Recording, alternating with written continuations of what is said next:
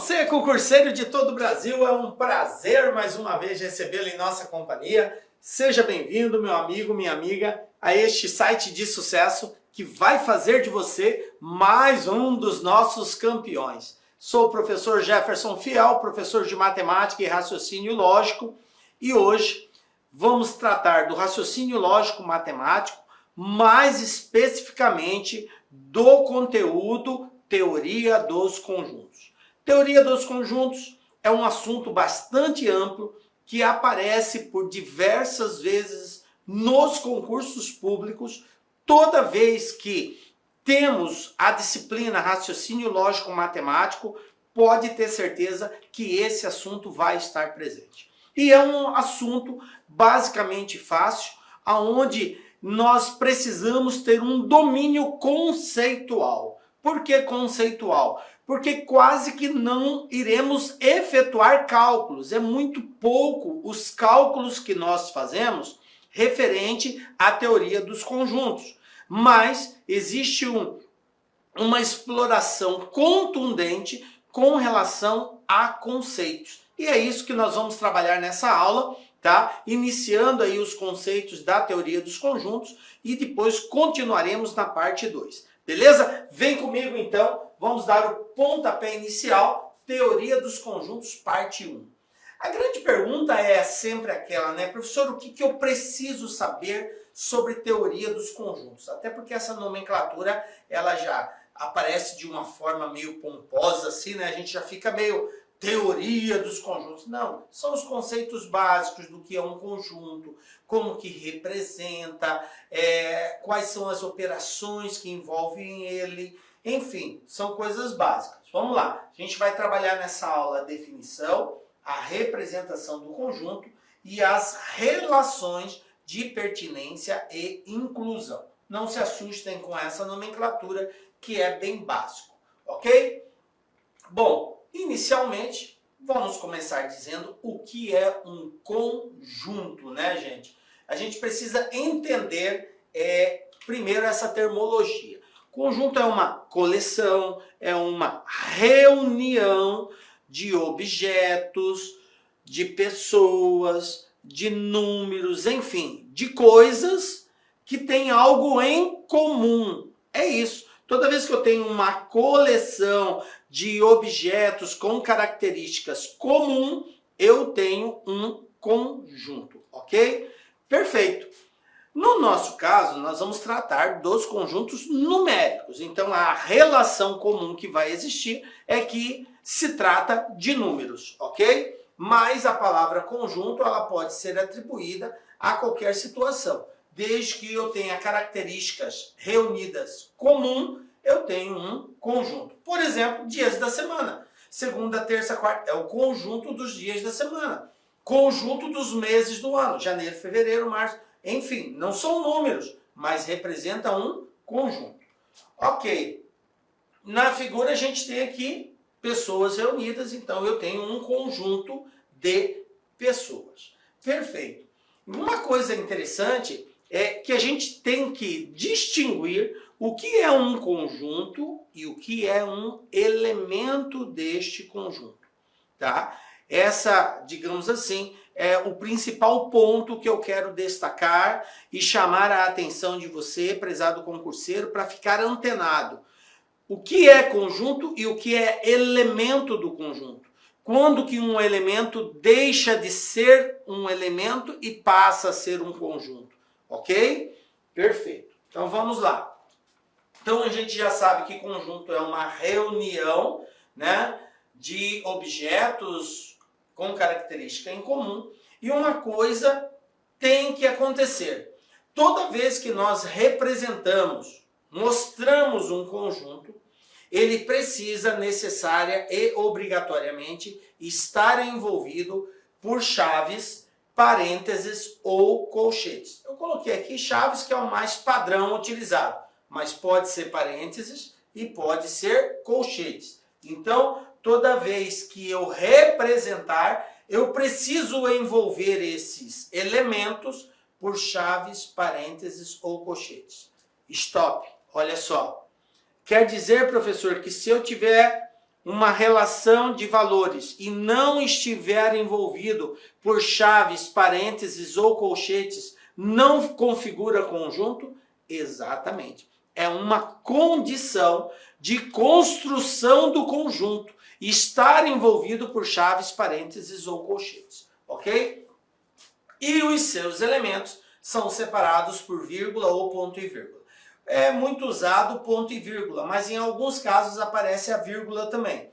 Por que que é mais usual o ponto e vírgula? Porque às vezes você pode fazer a representação de um conjunto decimal e por si só o número decimal já vem com a vírgula. E aí, para não confundir um elemento do outro, utiliza-se o ponto e vírgula, ok?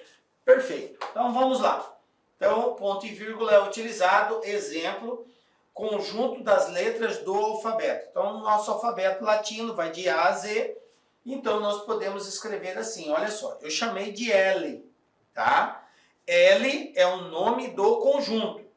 Quem são os seus elementos? São as letras do alfabeto. A, B, C, D e assim por diante até chegar na última letra. Observem que o conjunto, o nome dele é conjunto L. Por quê? Porque eu chamei de L. Podia chamar de qualquer letra do alfabeto latino. Então é usual, geralmente usa-se as primeiras, A, B, C, D, E, tá? Mas você pode usar qualquer letra do alfabeto, desde que expresso na forma maiúscula, tá? Tem que deixar claro isso. Já os elementos são em letras minúsculas, perfeito? Bom, vamos lá. Na teoria, né, não precisa, olha só, na teoria de conjuntos, não precisa repetir os elementos. O que quer dizer isso? Quer dizer que se um determinado elemento aparecer diversas vezes, não há necessidade de você repetir esses elementos. Basta você colocá-lo uma única vez. Professor, mas se eu representar várias vezes o mesmo elemento, tem problema? Não tem problema, tá? Não tem nenhum problema. Porém, não vai fazer diferença você colocar ele mais ou uma única vez. Só considera uma única vez. Mesmo que ele apareça várias vezes, você só conta uma única vez. Perfeito? Então, um exemplo aqui, olha só. Eu tenho um conjunto x, x, x, y, y, z. Esse conjunto aqui, tá? Na qual eu tenho o x 3 vezes, o y 2 vezes. Não é nada diferente desse aqui, ó. X, y, z. É essa a observação que eu estou fazendo. Na teoria de conjuntos, não precisa repetir. Se repetiu, não tem problema. Mas isso não é diferente daquilo. E aí a gente vai ver agora por quê? Porque existe algo chamado cardinal, que é exatamente a quantidade de elementos que um conjunto apresenta, tá? Então, sabendo que o fato de repetir não configura um elemento a mais, isso vai influenciar na hora de você fazer referência ao cardinal de um conjunto, tá? Então, essa palavra cardinal, ela representa o quê? O número de elementos que um conjunto apresenta, tá? Nós chamamos de cardinal do conjunto. E a representação, se o conjunto é Q, N de Q. Se fosse um conjunto A, seria N, A entre parênteses. Se fosse um conjunto B, seria NB, ok? Então, o N faz referência à quantidade de elementos e o que está dentro do parênteses indica qual conjunto nós temos que dar esta informação, ok? Então, cardinal é representado dessa forma. Vamos pegar um exemplo aqui. Olha só. Eu tenho um conjunto A constituído pelos elementos A, B, C, D e E. Aí vem a pergunta. Seu cardinal, quanto que é? Aí você olha para esse conjunto aqui. Em outras palavras, cardinal é quantos elementos esse conjunto A apresenta. Bom, professor, é só contar? Isso mesmo, só contar. Vamos lá, ó. 1, 2, 3, 4, 5. Então, o conjunto A tem 5 elementos. Perfeito. Facinho? Um outro exemplo. Olha só. Conjunto B. Eu tenho x, x, x, y, y, z. Aí pergunto, quantos elementos tem este conjunto? Aí você vai e faz assim. 1, 2, 3, 4, 5, 6. Correto? Não. Errado. Por quê? Porque tem elemento repetido. E o elemento repetido não pode ser contado em duplicidade. Eu conto ele uma única vez. Professor, mas apareceu 1 milhão de x. Não importa. É como se fosse um somente. Pronto. Só posso contar uma única vez. Tá? Então, considerando que eu só posso contar uma única vez, então eu tenho o x, 1, o y, 2 e o z, 3. Quantos elementos eu vou ter? 3 elementos. Então, o cardinal desse conjunto é 3. Então, o cardinal é um número que representa a quantidade de elementos que aquele conjunto possui. Observação, não conta em duplicidade elementos que se repetem. Conta-se uma única vez. Fechou? Perfeito, né? Então, já estamos ligados no cardinal aí.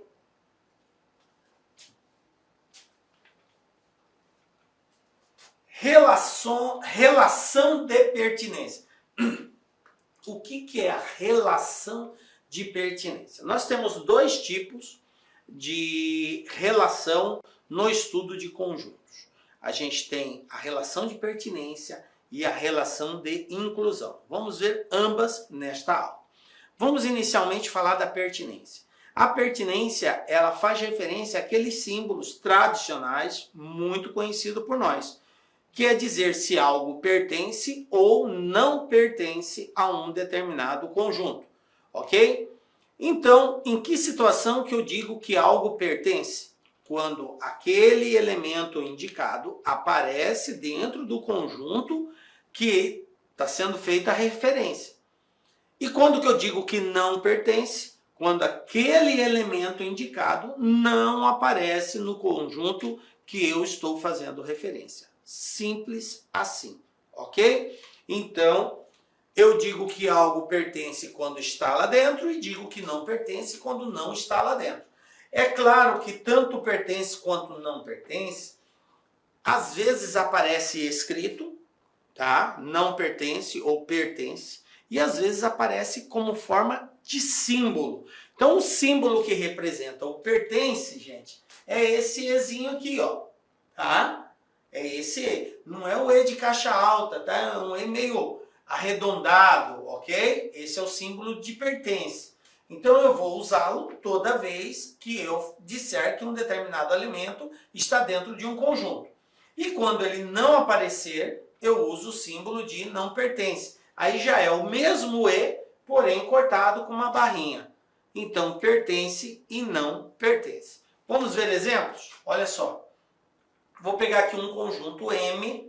Quais são os elementos desse conjunto? 2, 4, 6, 8 e 10. Tá? Esses são os elementos do conjunto M. Aí a pergunta. 2 aparece aqui? Aparece. Então eu digo que 2 pertence ao conjunto M. É assim que eu faço a leitura. O 2 pertence ao conjunto M. Agora, o 5 aparece aqui? Não, não aparece. Então, o 5 não pertence ao conjunto M. Então, o E cortado. E a forma como nós lemos é não pertence ao conjunto M. Tranquilo? Professor, só isso? Só isso, tá? Agora, é importante a gente destacar que o símbolo de pertence ou não pertence só pode ser usado quando eu estiver associando um elemento com um conjunto, ok?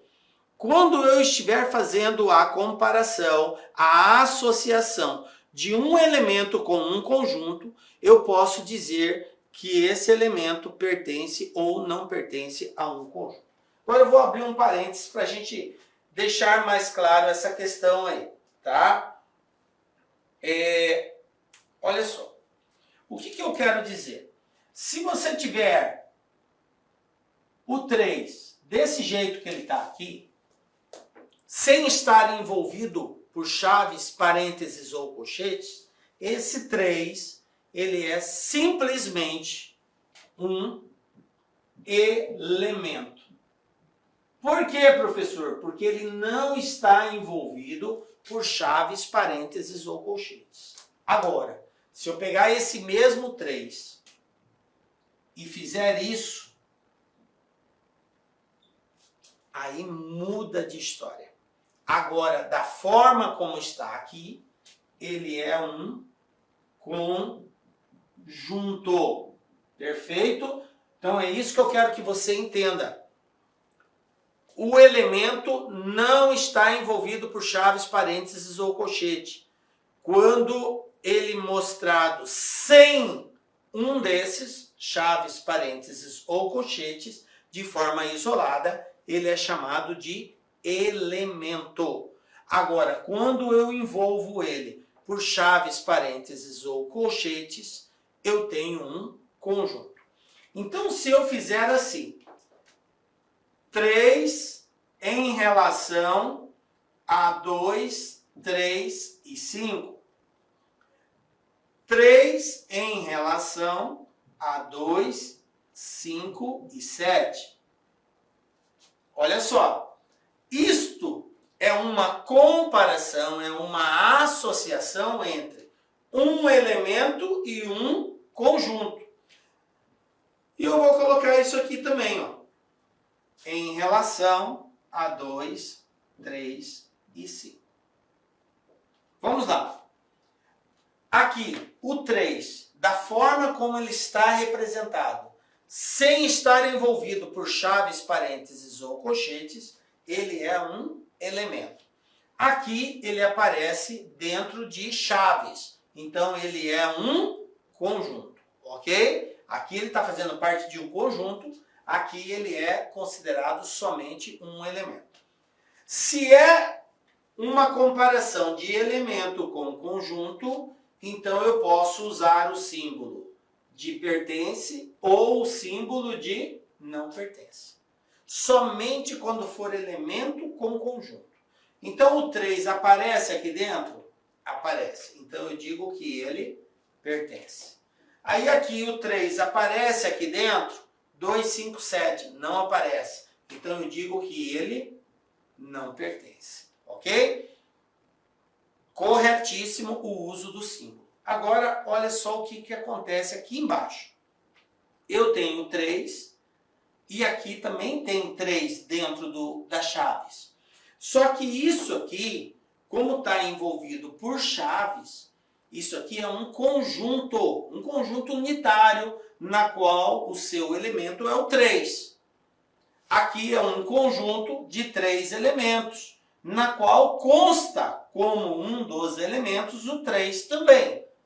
Mas eu posso dizer então que esse cara pertence àquilo ali? Não posso. Esta é uma dos conceitos que nós precisamos dominar. Se você está comparando um conjunto com outro conjunto, você não pode dizer que ele pertence a outro conjunto. São outras relações que nós vamos utilizar. Daqui a pouco a gente vai entrar nela.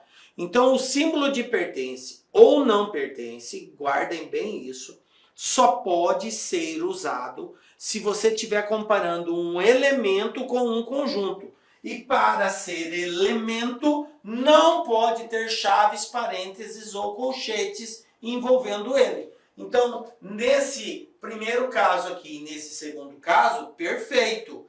Mas aqui, se eu colocar pertence ou não pertence, tanto faz, está errado. Não posso fazer isso. Não posso usar o símbolo de pertence e não pertence quando se tratar da associação de dois conjuntos. Ficou claro isso?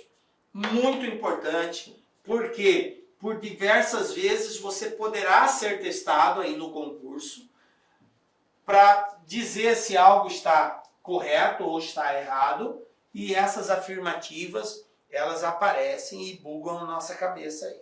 Claro, não a sua, porque a gente já está preparado aí. Bom, vamos lá. Determinação de conjuntos.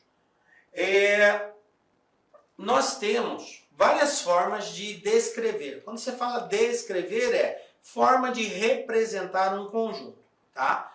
Já disse para vocês que o conjunto precisa estar envolvido por chaves, parênteses ou colchetes.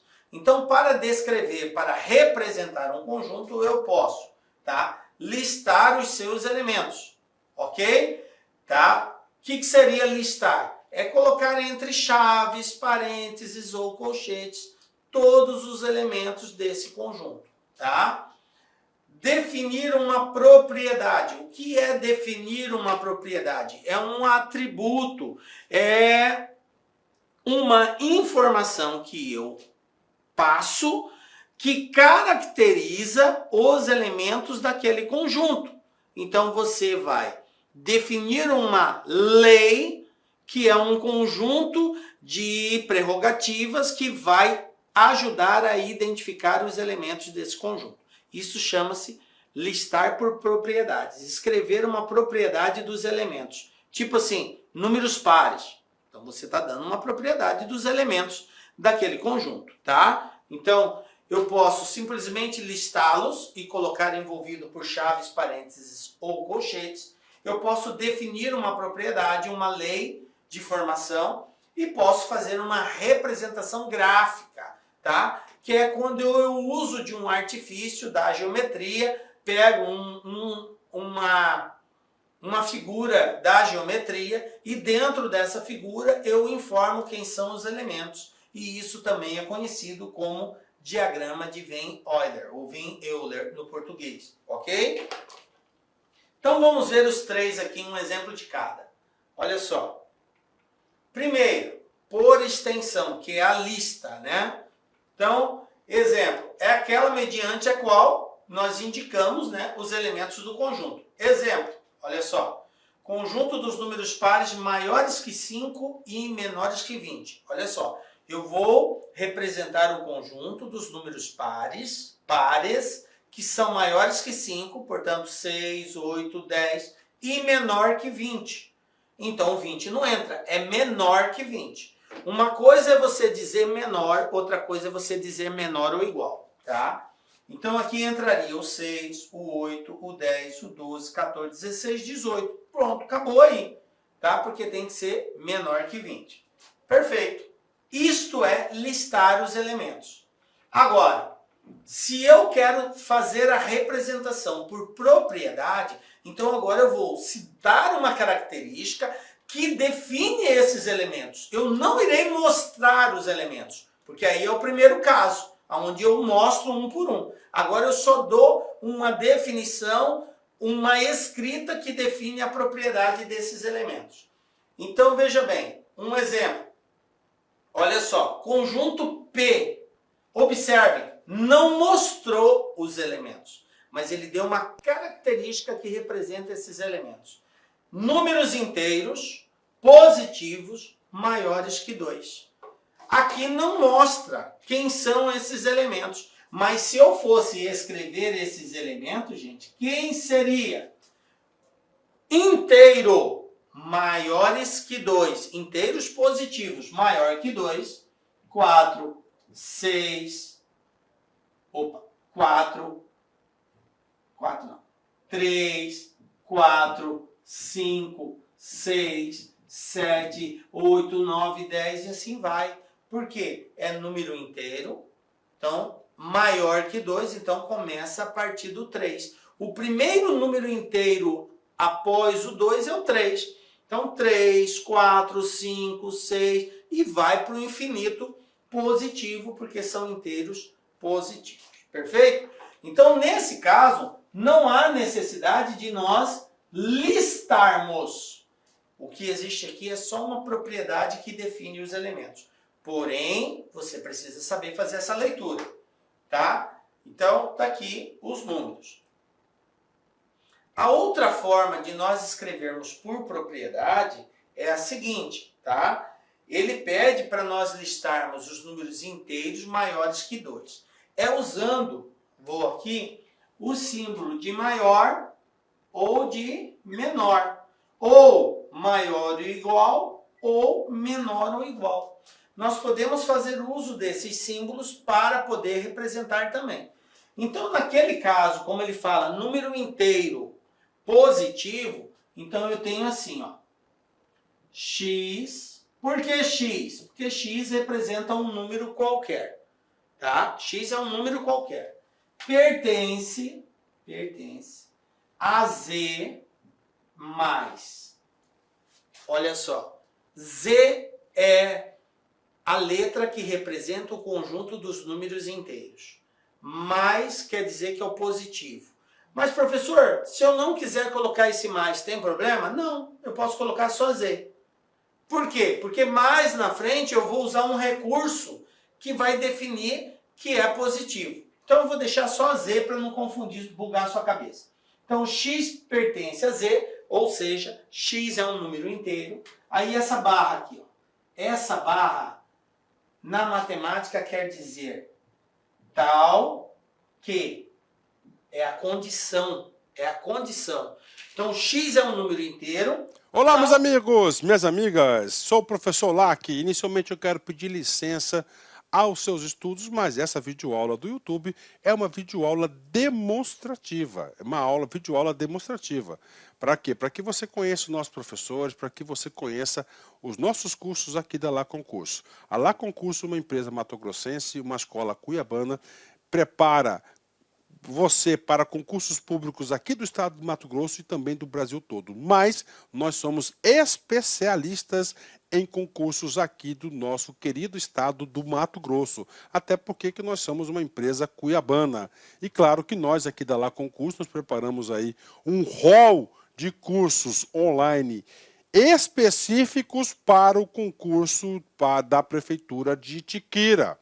Específico, você vai encontrar somente aqui na Lá Concurso. E papo reto, garanto para você, se você estudar, né, com bastante dedicação, com determinação, cumprir todas as nossas orientações pedagógicas, garanto para você que você ficará muito competitivo para o concurso de Itiquira. Então vem comigo, edital publicado, nossos cursos a partir de 10 parcelas de R$ 25,00, acesso imediato, porque as nossas videoaulas, grande parte delas já estão gravadas, já estão disponíveis na área do aluno.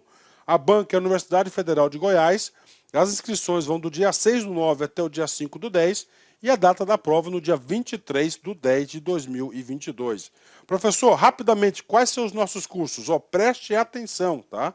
Preste atenção, aqui ainda faltou técnico em enfermagem, tá?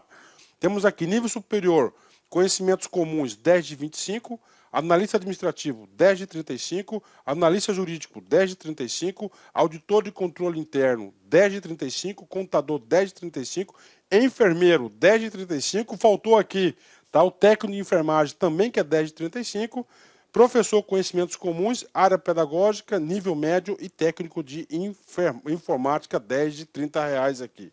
Então esses são os nossos cursos online. Cara, gostou? Quer continuar assistindo essa videoaula?